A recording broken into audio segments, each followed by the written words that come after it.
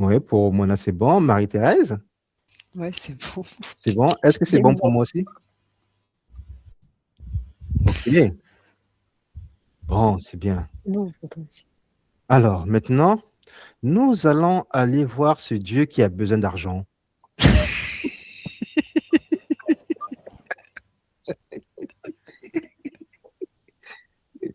Nous allons aller voir ce Ah, je Dieu comprends mieux parce que qui, là, tous on les était dimanches, reparti dans les énergies et puis j'entendais mon acte qui disait ouais, ça y est, on va pouvoir jouer, ça va être trop cool.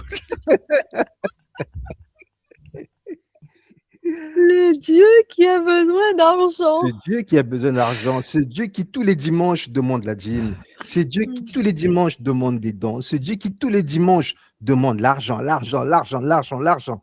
Qui est ce Alors, Dieu?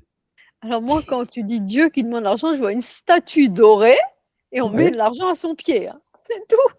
Ah ouais, c'est alors tout. moi, quand tu dis ça, j'ai carrément j'ai la colonne là de nausées qui me remonte. Et donner de l'argent à une statue. C'est Oh, comme je pas suis cohérent, déçu. quoi. Je suis déçu. Moi, je croyais qu'il y avait un Dieu qui demandait de l'argent en permanence, Ah, H24, 7 sur 7. alors, si tu veux une explication autre, je vois un gros égrégore Oui. qui est accroché à quelqu'un qui dit il faut demander de l'argent parce que j'en ai besoin. C'est pas pareil, hein. Oh. Moi, je croyais qu'il y avait un Dieu qui avait un coffre-fort, qui avait une banque, un Dieu spirituel, hein, qui avait un coffre-fort et une banque qui, chaque fois qu'il demandait de l'argent et qui stockait dans son coffre-fort spirituel. Bah, si vraiment il y avait un Dieu qui avait besoin d'argent de ce type-là, cet argent-là, il ne le garderait pas, il le distribuerait. Parce qu'un Dieu n'a pas besoin d'argent, tout simplement. C'est pas Bonne possible, réflexion, c'est Mona. incohérent. Le fait Bonne de mettre Dieu réflexion, et Mona. argent, c'est incohérent. Alors là, moi, je vois en fait, c'est un gros nuage noir et puis il y a plusieurs personnes dessus et et à chaque fois qu'ils arrivent à choper quelqu'un, c'est comme ils lancent un lasso, tu sais, noir, Oui. et ils chopent la personne par la tête comme ça. Et puis en dessous du nuage, ben, je vois plein de lassos avec plein de gens accrochés par la tête qui se promènent avec le nuage. Bon, n'en déplaise à ceux qui vont suivre cette vidéo, je suis désolé. Ça ne plairait pas à beaucoup de gens. Je suis désolé, mais j'assume totalement cette vidéo. J'en assume toute la responsabilité. Pas de souci pour ça. Moi, je croyais que Dieu, qui était dans les cieux, là-haut, Mhm. qui était le roi de l'or, le roi de l'argent, le roi de toutes les richesses du monde. Pourtant, tout lui appartient. S'il avait besoin de ça, pourquoi il venait pas directement tout prendre lui-même? Ah, déjà, on me dit Dieu, il n'est pas dans les cieux, hein. C'est n'importe quoi ça. Excuse-moi, Marie-Thérèse, c'est la Bible qui le dit. C'est pas... Dit Dieu, Non, moi j'en vois un gros machin avec plein de monde dessus. Il y en a beaucoup des dieux quand même, hein. non, Oui, non, non, non. Moi, ce que j'entends, c'est Dieu. La Bible n'a pas dit Dieu est un gros barbu dans un nuage, non. Elle a dit Dieu est omnipotent, omniscient, omniprésent. Il est un principe universel d'amour. mais oui, mais la Bible dit aussi qu'il a soif d'argent, n'oublie pas. Non, mais la Bible, c'est. On me dit, bah non, mais c'est un livre. Oui, c'est dans Et un on livre. a, et on a dit livre. Qui dit livre dit aussi interprétation, dit même la transcription peut bouger. Oui. Donc on est sur quelque chose de pas de bancal. On est sur quelque chose de bancal. Oh. Et moi qui croyais que ce livre, on ne devait pas jamais le toucher, jamais le bousculer, jamais mal interpréter. On devait le lire, prendre le message tel qu'il est écrit. Mais la Bible, il y en a plein qui existent. Ça, c'est juste une association de certains textes, mais il y en a d'autres qui ne figurent pas dedans. Donc, on ne peut pas dire que c'est quelque chose de figé. C'est quelque chose qui devrait évoluer, qui n'évolue pas, parce qu'il y a d'autres textes qui devraient être ajoutés dedans si on veut une plus large vue de ce qui s'est produit dans cette période-là. Et je dis qu'il s'est produit dans cette période-là, parce que c'est des phénomènes historiques avec des Ah, paraboles. ouais. Alors c'est marrant parce que plus tu parles, et alors moi je vois le livre qui est en train de brûler, brûler, brûler, brûler, brûler, et puis je vois une seule phrase qui doit rester, il C'est n'y a que lequel? la paix et l'amour. Ah, ça, C'est c'est un trop bon beau. message. Tu vois, tout Ça, a c'est un brûlé et il bon restait que message. ça, quoi. Mhm. Ça, c'est un bon message. Il n'y a que la paix et l'amour. C'est ça. Mais finalement, d'où vient cette explication que Dieu a besoin d'argent? Oui, Mona. Ben, de quelqu'un qui a besoin d'argent et qui a besoin de sous-fifres qui lui donnent de l'argent, tout simplement. N'importe qui peut faire ça maintenant. Sauf qu'il faut être malin, qu'on se pose sur quelque chose et on impose ce quelque chose à un maximum de monde, dans un maximum de personnes dans le monde, c'est efficace. On ramasse de l'argent et on l'impose gentiment ou avec la violence. L'histoire en dit long. Moi, je vois deux choses différentes. Je vois comme un petit village où il y a effectivement donc un religieux, je sais pas, en tout cas quelqu'un qui représente la spiritualité et qui dit alors voyez là on va on va capitaliser parce qu'on a besoin de faire ça. Oui, Alors les gens vont donner de l'argent, mais il dit la communauté a besoin de faire ça, c'est comme un guide. oui. Donc les gens vont donner, puis ils vont réaliser. Et puis de l'autre côté, je vois quelqu'un qui est super grand par rapport aux autres, tu vois.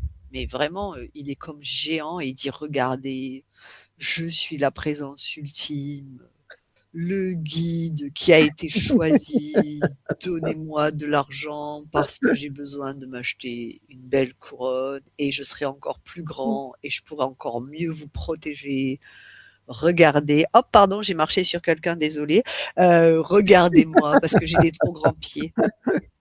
Tu vois, mais ça lui pose pas de problème parce que en fait, avec sa lumière et sa grandeur comme ça, tu vois, il arrive à prendre plein de gens. Donc s'il marche sur quelques-uns, C'est pas c'est pas dérangeant. grave parce qu'ils sont tous comme hypnotisés, tu sais? C'est comme le gros nuage avec les fouets, ben là, en fait, il me la montre différemment. Je vois le grand bonhomme comme ça, puis il a lui aussi plein de fouets de Mhm. lumière et hop, il attache les gens à par la tête avec sa lumière. Et les gens, ils donnent parce qu'ils veulent que ça brille encore plus et que ce soit encore plus beau et tu vois? Ah, la cupidité. Alors, c'est comme si on voit l'acteur principal du livre qui s'appelle Jésus, assis sur un trône avec des pierres dorées tout autour. Tu sais, Oui, le mais truc c'est ce qu'ils disent. complètement, oui, mais qui n'a rien à voir. Le fameux Jésus pauvre et tout, qui donne aux autres, qui n'a rien, assis sur un trône en or avec des joyaux. Alors, alors Il y a un truc dans qui les va églises, pas. on dit dans le livre de Agé, verset 2.8, Agé 2, verset 8, ils disent: l'argent est à moi et l'or est à moi, dit l'Éternel des armées. Il y a une incohérence déjà. L'argent est à moi, l'or est à moi, dit l'Éternel des armées. C'est qui l'Éternel d'abord? Ouais, on ne parle pas de la même chose, là. L'Éternel, on ne Et parle plus du tout de la même personne. c'est Dieu, d'après la Bible. L'Éternel, c'est censé être Dieu, mais l'Éternel peut être n'importe quoi. Donc, on est en train de parler de quelque chose d'autre. Je pars du principe qu'on on parle pas de la même chose. On parle d'autre Oh, chose. c'est dommage, moi je croyais que c'était le même. Non, on parle d'autre chose. On parle d'autre chose. Moi, je me poserai toujours la question. Et puis, tu vois, Jésus, même ça sonne faux parce que Jésus n'était pas un guide. Hum, hum. Le Christ incarné en Jésus était le guide, mais Jésus n'était comme que le véhicule qui a accueilli. Cette énergie Ben, christique. c'est pas cette énergie. En fait, il a déployé qui nous sommes. C'est Mhm. ça. C'est ça le message qu'il est venu transmettre. C'est regarder, c'est quand j'accueille la présence divine et que je suis du verbe suivre, la puissance divine, eh bien, tous les miracles sont là. Enfin, je veux dire, l'amour se déploie. Mhm. Omnivote. Et c'est ça qu'il est venu montrer. Oui. Il ne s'est jamais présenté en tant que sauveur de quoi que ce soit, de qui que ce soit. En tant qu'argentier de Dieu. Ben, Grand sûrement pas argentier de banquier Dieu. en tout cas, tu Le vois. grand banquier de Dieu, le Non, grand banquier. rien à voir là. On parle plus du tout, on n'est plus du tout on est dans quelque chose d'autre, basé sur Mais autre chose. on dit qu'il faut donner à Jésus. Quand vous faites un don, c'est à Jésus que vous faites le don. Oui, mais il n'est pas là, hein, il n'a rien à faire de cet argent. Qu'est-ce qu'il veut d'un truc très matériel? Ça ne l'intéresse pas. Il n'était pas venu pour ça. Il n'a jamais été là pour ça. Le matériel, ça ne l'a jamais intéressé. Sinon, il aurait été riche, il aurait eu un énorme royaume avec plein de gens à son service. Ça n'a jamais été le cas. Il a montré l'inverse. Pourquoi, de nos jours, on veut lui faire croire l'inverse de ce qui était à l'origine? Pourquoi? Oui. Il y a un autre point que je vais soulever, je suis désolé, et que j'assume en totalité, c'est moi qui le dis, c'est moi qui le pense, que j'assume en totalité, non déplaise à certaines personnes.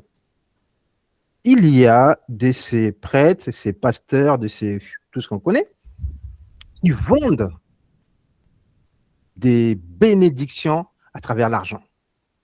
Est-ce que quand on te dit viens, apporte ta bénédiction, tu l'auras à la hauteur de ce que tu donnes, de l'argent que tu donnes, c'est quoi énergétiquement, ça se traduit comment? Ça s'appelle une transaction, bien dans la matière. Que dans la matière? Oui, c'est une transaction. Mais puisque c'est C'est au de niveau l'ego. de ce que tu. Voilà, c'est au niveau de ce que tu donnes. Ouais, normalement, quand on donne avec le cœur, on donne tout court. Donc, une personne qui donne, par exemple, 1 000 € pour avoir des bénédictions de 1 000 € et une personne qui donne 10 € pour avoir une bénédiction de 10 €, normalement, il doit y avoir aucune différence. Ah, mais il n'y en a Normalement, aucune. il n'y en a pas parce qu'il n'y a rien. Il n'y a rien derrière à part de l'argent. C'est une transaction. J'échange des mots, je précise bien des mots contre de l'argent. Et j'ai dit des mots. Rien d'autre. J'échange des mots contre de Et puis l'argent. alors moi, quand tu dis des mots, je vois MAUX. Oh là là, ça fait mal encore. Ça fait encore mal au portefeuille. Ça, par contre, ça fait mal au portefeuille. Ah oui. Ah ouais. Oh. Et moi qui croyais que le grand argentier de la source, c'est à lui que tout appartenait. Ça saurait s'il avait de l'argent, lui. Ça ne sert à rien. L'argent, c'est une énergie tellement liée à la matière. Ça n'a rien à voir, ça n'a rien à faire dans la spiritualité. Chacun vit sa vie, chacun est libre. Il y a une histoire de liberté là qui n'existe plus, qu'on vient s'aliéner à quelque chose comme ça. On dit s'aliéner. On perd sa liberté. Ouais. Pour être logique, on n'est pas là pour être soumis à. On est là pour vivre une expérience unique qui est la nôtre. Ouais. Eh oui, c'est Dieu qui a besoin toujours d'argent. Depuis des années, depuis que je suis petit, ce Dieu ne demande que de l'argent, que de l'argent, que de l'argent. Il ne se rassasie jamais de cet argent. On ne sait même pas qu'est-ce qu'il fait de cet argent. Et tout le temps, il fait que demander, demander, demander. Ce Dieu a demandé à mes arrière-grands-pères, il a demandé à mes grands-parents, il m'a demandé à mes parents, il m'a demandé à moi, il demande encore à mes enfants. Au bout d'un moment, il faut quand même se poser des questions, quoi. Posez-vous des questions. C'est-à-dire, oui, il faut se poser la question, pourquoi tu donnes? Pourquoi tu donnes autant d'argent? Et à qui bénéficie cet argent? Et pourquoi? Non, en fait, c'est pas, j'entends, mais on s'en fout de à qui. En fait, c'est pourquoi. Pourquoi tu donnes? Voilà, Voilà, pourquoi ça. tu donnes?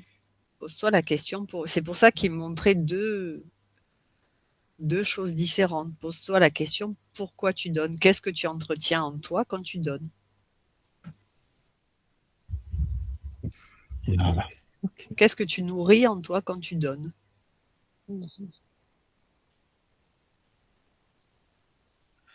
Mille et une questions. Bon, c'est dommage. Mais dans les énergies, là, il n'y a pas le grand argentier de Dieu qui peut nous répondre, s'il existe? Non. Ça n'existe pas dans les énergies, l'argent. Et j'entends un gros truc. Ho, ho, ho, ho, ho. C'est drôle. Mais un rire qui vient du fond des âges. Ho, ho, ho. Quelque chose de mort de rire, quoi. C'est même pas. C'est comme si c'était un écho qui sortait d'une grotte qui fait ho, ho, ho, ho, ho. Quelque chose de pas très, très, j'allais dire, pas très catholique. Pas très catholique. C'est de l'humour. Oui, effectivement, il manque pas Vraiment de de l'humour. l'humour. Oui, non, c'est quelque chose d'assez sombre qui rigole. Ouais. C'est les énergies qui sont liées à tout cet argent. En fait, ça fait comme un énorme égrégore. Ouais. Et lui, par contre, il est heureux. Ah, il est nourri, hein. Il est Mm. nourri. Ok, mesdames, on va se couper de tout ça. On va se couper de toutes ces énergies qui ne sont pas les nôtres, qui ne nous appartiennent pas. Et nous allons nous nettoyer complètement. Ce Dieu qui a besoin d'argent, j'adore.